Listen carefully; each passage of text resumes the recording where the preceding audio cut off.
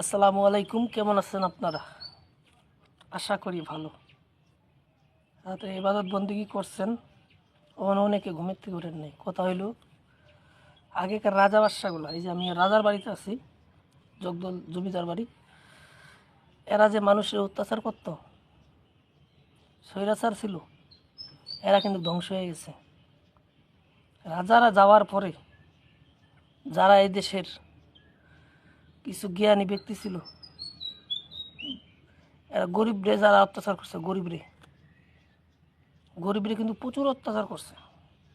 তাদের হক মাইরা খাইছে, খাইয়া দাইয়া সম্পদ করছে। ওখানে তাদের ফুলাফানগুলা, তাদের ছেলে মেয়েগুলা নেশা করে, তাস খেলে,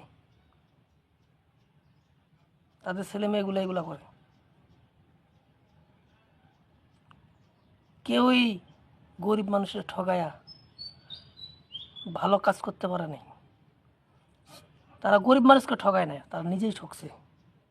আপনারা আপনাদের এলাকায় দেখবেন, যারা গরিবরা ঠকছে, ওরা এখন নিজেই ঠকা খাইতেছে।